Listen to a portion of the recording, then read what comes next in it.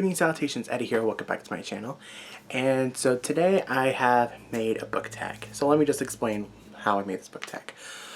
So recently I got HBO Max. We were able to watch films like Wonder Woman 1984, bless that movie, I love that movie. Also have a Cartoon Network section, so they have like Tom and Jerry, Looney Tunes, Dexter's Laboratory, Courage Cowardly Dog, and my favorite, Eddy and Eddy. I was watching it and I decided, you know, let me do a book tag. And it sounds fun. This show is like one of my absolute favorite shows ever. I love like the characters, I love the comedy, I love the stories. It's just, I just love it. And it was my childhood. Every day when I come home from school, it would be on. And I just love it. So anyways, I have written down some questions and my answers. And without further ado, let's get right into it. If you want to do this, go ahead and just look at all the questions and tag me in it so that people know where you got the tag from. Question 1 is centering on leader of the Eds, and that's Eddy. And Eddy is this self-proclaimed leader of the Eds. He's this, he's kind of a jerk sometimes. No, he's a jerk all the time. He thinks that he's above everybody else, but he's the self-proclaimed leader of the group.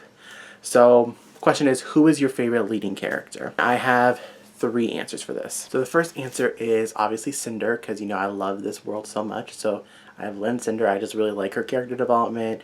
I loved her, just her journey from being just the cyborg to being Princess Celine is just, I just love it. Katniss Everdeen from the Hunger Games. I just like that she didn't take anybody's shit. She doesn't, she's her own character, and that's why I really love her. And also Jennifer Lawrence's portrayal as her is fabulous. And of course, everybody's favorite, Percy Jackson. Percy Jackson. That's all I gotta say. So the question 2 is about Double D, and Double D is an absolute genius. He creates all like this, you know, the structures and you know deals with all the math and the science and then psychological stuff and yada yada yada, and uses these big ass terms that we don't understand. So the question is, who do you think is the smartest character? And I have 2 answers for this one. First answer is Magnus Bane, because Magnus is a rather older character. He's been alive for centuries upon centuries, and he has gained knowledge of not just the down world, but also just the mortal world. Knowledge of like how to survive, like, you know, like diseases. I want to know how to survive COVID. I just want to know all this stuff. Like, he's smart in the sense of like he knows what happened so we don't do it again. And also magic, of course, obviously. And then the other one is Cress from the Lunar Chronicles. Obviously, Cress is a computer hacker. She's stuck in a satellite for the first part of this book, and so it's like, you know, she's smart with computers, so I'm gonna say Cress. Number 3 is Ed, and Ed is a lovable, simple-minded nerd. He loves all things superheroes and aliens and robots and zombies and all this kind of stuff, but he's also a hysterical character. So the question is, who is your favorite comedic character? Eiko from the Lunar Chronicles. Eiko is a hysterical character. I love her so much. Just all of her one-liners with, you know, Cinder when they're talking about Kai, and she's just so funny. I love her, and I'm glad she got her own little graphic novel series. This graphic novel series, Wires and Nerve, excellent. Okay, so number 4 is Sarah. So Sarah is Ed's sister, and Sarah has a loud mouth, and she's always yelling out of anger either towards Ed or Eddy, and yelling at Kevin and Johnny and Rolf. Sometimes Naz, but she kind of got on my nerves when I started to rewatch the series. So the question is, a character or book that made you mad? And I picked America's Singer from the Selection series because, my God, I've never read a book with a character that I hated so much. She made the stupidest decisions, in my opinion. Her relationship with Maxon and Aspen and everybody else. She just, I'm going to be honest.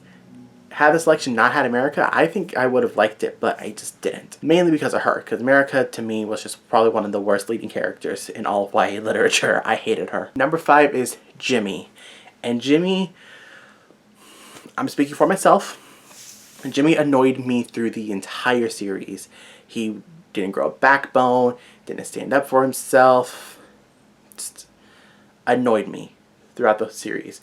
So my question is, a character or book that got on your last nerves. And I decided to expand on my last answer. I'm going to say The Selection, because 3 books was more than enough for me. 5 books, no. My bank account is precious. I can't. No thanks. And I don't even think the library is open in my area. I'll check, I don't know. But the selection, I just didn't. If I wanted to watch girls make fools of themselves for a guy, I will watch The Bachelor. Number 6 is about Kevin, and Kevin is kind of the jock of the characters. He's kind of a jerk as well. He's always bullying the Eds. So I'm going to say a character who is just a downright jerk. And I'm going with Valentine Morgenstern from Mortal Instruments. He had no redeeming qualities for me. He was just a jerk. He treated Clary like crap. Jace like crap. Magnus like crap. Just everybody like crap except for Sebastian. Alright, number 7 is about Naz. And everybody wanted to date Naz. She was just this spunky, fun, friendly girl. And I'm going to be honest. If I was a cartoon character living in that series, I would try and date Naz too. Because she got it going on. But the question is, who's your favorite love interest? Male or female? Now I know she doesn't pick this character at the end of the book series. Kale from Throne of Glass. I love Kale. I do. Well, Salad and the character. But I love Kale. I think he's a great character. I just really liked him. I liked him better than Dorian. Didn't really like Dorian. Well, I like Dorian. I just didn't like the idea of Dorian and Selena together. No. Number 8 is Johnny 2x4 and Plank. So Johnny 2x4 and Plank are like the best of friends. They're always walking around. Well, Johnny's carrying Plank, and Plank's not even talking. You know, Johnny's carrying Plank around. He loves his friend. The question is, what is your favorite friendship or duo? Recently, I had just read The Hidden Oracle by Rick Riordan. So I'm going to say Apollo / Lester Papadopoulos and Meg McCaffrey. I love their friendship. It's just so funny. And I know it develops further in the series. Not like a relationship, I don't think, but like just friends. And I just love their friendship. It's so funny. It's just his interactions with her and then her one-liners towards him. It's just, I love it. Number 9 is about the Kinkers. And the Kinkers are these hot messes of characters. They're always probably like three of the most annoying characters in all of cartoon history. They always have a hot for the Eds. They're always obsessed over them. So the question is, what book series are you obsessed with? Do I really have to talk about this? You guys know my love for this book series. You obviously know how much I love, this series. It's just everything I wanted and more in a book series. So there's that. There was no way in hell I was going to hold the hardcover books because I don't want to break my arms. This is okay with me. Number 10, Eddy always has a scam brewing. It'll be like this really great thing, like a ride throughout the country, a roller coaster, the big city. So he's always having a scam. So it will look good at first, but then once you get into it, it's not as great for you. So my question is, what book looked great but wasn't? So for me, it's The Darkest Minds by Alexandra Bracken. As you can see, I'm reading lore right now. I'm having a hard time reading it because I'm just not fully invested in the story yet, but I'm hoping it'll pick up. But I love her Dreadful Tale of Prosper Redding. That was a great book. But my introduction to her was The Darkest Minds. And I've never been disappointed in a dark dystopian book like this. And I love the cover of The Darkest Minds.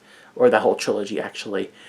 It's just Ruby. I just didn't like Ruby, and her relationship with Liam is just, I don't know. I don't hate the series. It's just I wasn't a fan of The Darkest Minds.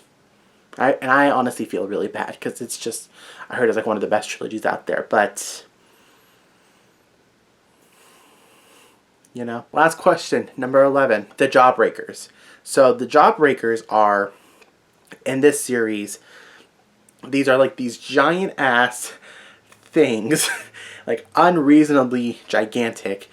It's like 25 cents for the size of Earth, and it's like a jawbreaker, and I don't know how they finish the jawbreaker. You'll see them chewing on it, and then it'll cut and it's gone. The question is, pick a giant book or pick a giant book series. I'm going to pick giant books. I have 3 of them. Queen of Air and Darkness by Cassandra Clare, the 3rd book of the Dark Artifice trilogy. Look at this monstrous book. It is 880 pages. This one, Kingdom of Ash by Sarah J. Maas. This one is 980 pages. Crescent City. This book doesn't look big. 799 pages. And it has like those Bible pages. It's like super thin.